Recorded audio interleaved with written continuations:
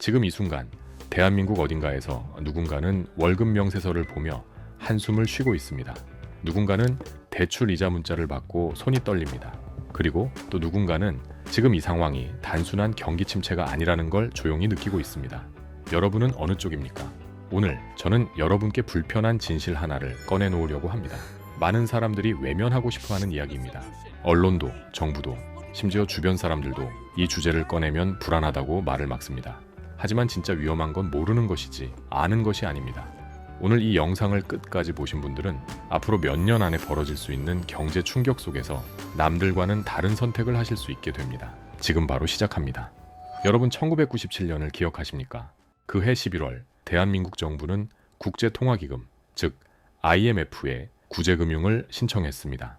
당시 원달러 환율은 불과 몇 달 사이에 800원대에서 2,000원 가까이 폭등했습니다.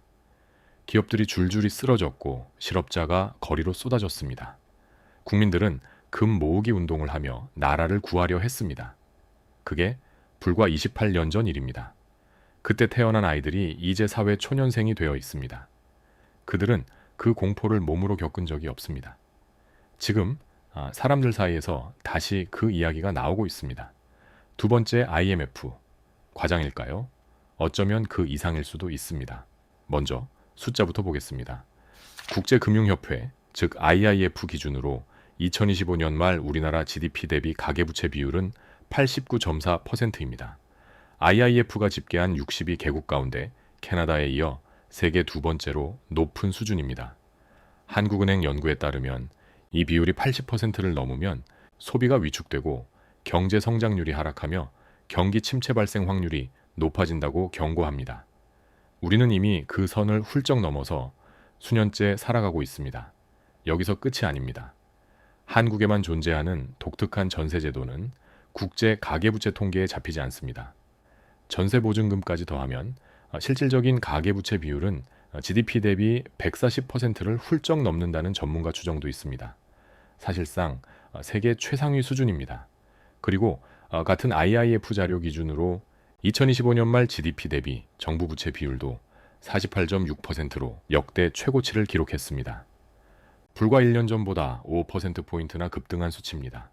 가계도 나라도 빚이 동시에 늘고 있다는 뜻입니다. 여기서 질문 하나 드리겠습니다. 1997년 외환위기 때와 지금의 차이가 뭔지 아십니까? 그때는 기업 빚이 문제였습니다. 재벌들이 무분별하게 차입 경영을 하다가 외환 보유액이 바닥나면서 국가가 흔들렸습니다. 지금은 다릅니다. 지금은 가계 빚이 문제입니다. 당신과 나, 평범한 직장인들, 자영업자들, 청년들의 빚이 쌓여 있습니다. 이게 더 무서운 이유가 있습니다. 기업은 문을 닫으면 끝납니다.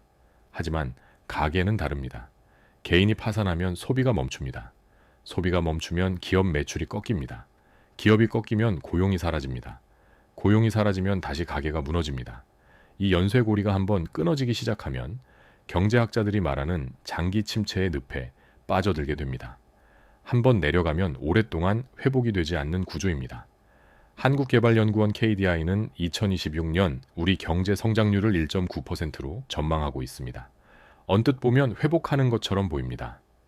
그런데 잠깐, KDI가 추정하는 우리나라 잠재 성장률이 1%대 중반 수준이라는 걸 기억하십시오.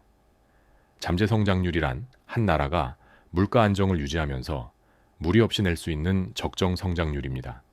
우리는 그 수준에서 한치도 나아가지 못하고 있는 겁니다. 2025년 연간 성장률은 한국은행이 공식 확인한 수치로 1%에 그쳤습니다. 정상적으로 달리는 게 아니라 가까스로 제자리를 지키고 있는 것입니다. 외부 환경은 더 가혹합니다. 미국의 고율 관세 정책, 미중 패권 갈등, 글로벌 공급망 재편, 이 세 가지가 동시에 우리를 압박하고 있습니다. 한국은 GDP의 36% 이상을 수출에 의존하는 나라입니다. 세계 최고 수준의 수출 의존도입니다. 이런 구조에서 글로벌 무역이 흔들리면 그 충격은 우리에게 직격탄이 됩니다. 환율도 빼놓을 수 없습니다. 2024년 말 원달러 환율은 1470원에서 1480원대까지 치솟았습니다. 이게 왜 무서운 걸까요? 환율이 오르면 수입 원자재 가격이 올라갑니다. 기업 비용이 늘고 물가가 오릅니다. 가뜩이나 얇아진 가계의 실질 구매력이 더욱 쪼그라듭니다. 동시에 외국 자본이 이탈하면 주식시장과 채권시장이 흔들립니다. 환율 하나가 물가, 소비, 투자, 금융시장을 동시에 뒤흔드는 겁니다. 그러면 두 번째 IMF, 즉 외환위기가 다시 올 가능성은 얼마나 될까요? 솔직하게 말씀드리겠습니다. 1997년 당시와 같은 방식의 외환위기, 외환 보유액이 바닥나서 IMF에 손을 벌리는 그 상황은 지금 당장 오기 어렵습니다. 우리나라 외환 보유액은 2025년 12월 말 기준 4,280억 달러이고 2025년 연간 경상수지는 1,230억 달러로 사상 최대 흑자를 기록했습니다. 이 두 가지는 1997년과 완전히 다른 방어막입니다. 하지만 여기서 무서운 반전이 있습니다. 두 번째 IMF가 오지 않는다고 해서 우리가 안전하다는 뜻은 전혀 아닙니다. 외환위기보다 더 조용하고 더 오래가고 더 깊은 공포가 올 수 있습니다. 그게 바로 장기 저성장 그리고 자산 가격 장기 침체입니다. 일본을 보십시오. 일본은 1990년 자산 버블이 꺼진 후 30년 동안 경제가 거의 성장하지 못했습니다. 이른바 잃어버린 30년입니다. 그 기간 동안 일본 국민들은 굶지는 않았습니다. IMF에 구제금융을 신청한 것도 아닙니다. 그냥 천천히 조용히 가난해졌습니다. 지갑이 얇아지고 부동산이 내려가고 취업이 어려워지고 결혼과 출산이 줄어들고 나라 전체가 활기를 잃었습니다. 지금 우리가 경계해야 할 시나리오가 바로 이겁니다. 그렇다면 이 상황에서 살아남는 사람들은 어떤 사람들일까요? 남들이 모르는 것을 아는 사람들은 무엇을 알고 있을까요? 5가지로 정리해드리겠습니다. 메모 준비하셨습니까? 첫 번째입니다. 레버리지를 줄이십시오. 레버리지란 빚을 활용한 투자, 즉 남의 돈으로 돈을 버는 구조입니다. 집값이 오를 때, 주가가 오를 때는 이게 엄청난 수익을 안겨줍니다. 하지만 방향이 꺾이는 순간 레버리지는 독이 됩니다. 자산 가격이 30%만 내려도 3배 레버리지를 쓴 사람은 원금을 전부 날립니다. 경제 위기 때 가장 먼저 무너지는 사람이 누굽니까? 빚이 가장 많은 사람입니다. 지금 당장 내 부채 규모를 점검하십시오. 특히 변동금리 대출, 신용대출, 투자용 대출은 최우선으로 줄여야 합니다. 두 번째입니다. 현금 유동성을 확보하십시오. 경제 위기가 오면 현금이 왕입니다. 현금화하기 어려운 자산, 예를 들어 지방 아파트, 상가, 비상장 주식, 이런 것들은 위기 때 팔고 싶어도 팔리지 않습니다. 팔린다 해도 헐값입니다. 전문가들은 최소 석 달에서 6달치 생활비를 현금이나 수시 입출금 계좌에 보유하라고 권합니다. 이건 투자 개념이 아닙니다. 생존 개념입니다. 갑자기 실직하거나 사업이 흔들리거나 예상치 못한 지출이 생겼을 때 현금이 없는 사람은 빚을 더 내야 합니다. 그 순간 악순환이 시작됩니다. 세 번째입니다. 달러와 금 같은 안전자산을 포트폴리오에 담으십시오. 원화자산만 가지고 있는 사람들은 환율 리스크의 무방비 상태입니다. 원달러 환율이 1,400원에서 1,600원으로 오르면 달러 자산의 원화 가치는 그만큼 올라갑니다. 반대로 원화 자산은 상대적으로 쪼그라듭니다. 전체 자산의 10%에서 20% 정도를 달러 예금, 달러 ITF, 금 ETF 등으로 분산하는 것, 이건 위기를 대비한 보험입니다. 금은 역사적으로 경제 불안기에 가장 강한 자산 중 하나였습니다. 1997년 외환위기 때도 2008년 글로벌 금융위기 때도 안전자산을 가진 사람들은 달랐습니다. 네 번째입니다. 소득 파이프라인을 다각화하십시오. 경제 위기는 고용시장을 직격합니다. 위기가 오면 기업들은 인력을 가장 먼저 줄입니다. 하나의 직장, 하나의 소득원에만 의존하는 사람은 그 줄기 하나가 잘리는 순간 모든 게 무너집니다. 지금 당장 부업을 시작하라는 게 아닙니다. 중요한 건 시장에서 내 가치를 높이는 것입니다.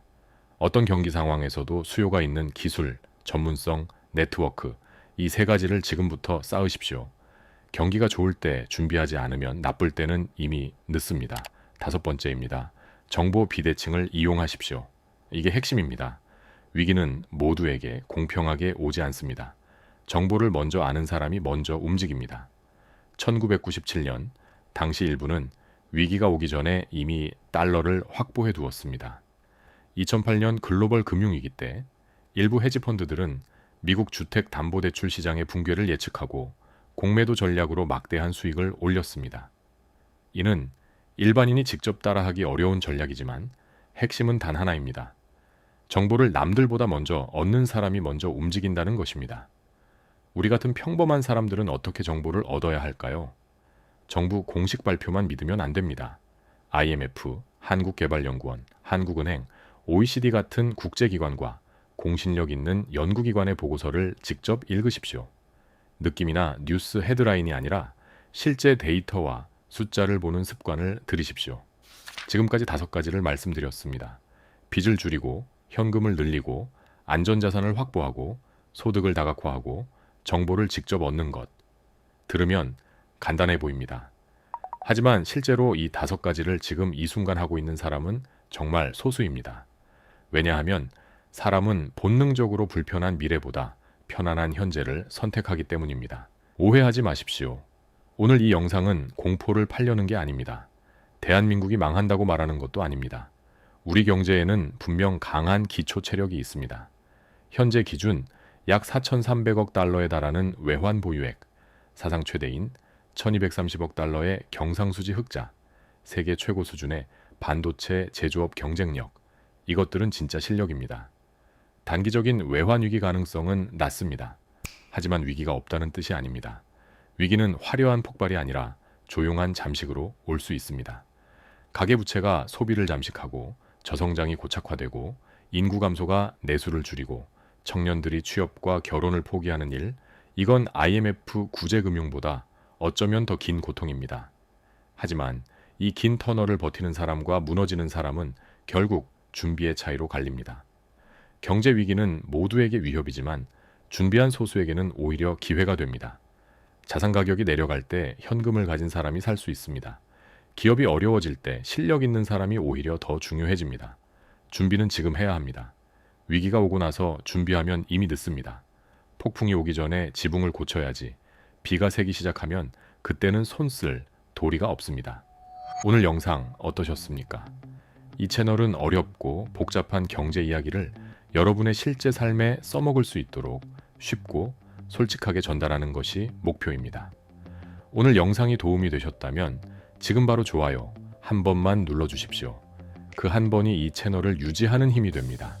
아직 구독 안 하신 분들 구독 버튼 눌러주시고 알림 설정까지 해두시면 앞으로 나올 영상 하나도 놓치지 않으실 수 있습니다. 이 영상이 주변에 걱정되는 분이 있다면 공유해 주십시오. 경제를 아는 사람 하나가 가족을, 친구를, 공동체를 지킬 수 있습니다. 댓글로 여러분의 생각도 남겨주십시오. 여러분이 가장 걱정하는 경제 리스크가 무엇인지 다음 영상 주제 선정에 반영하겠습니다. 다음 영상에서 뵙겠습니다.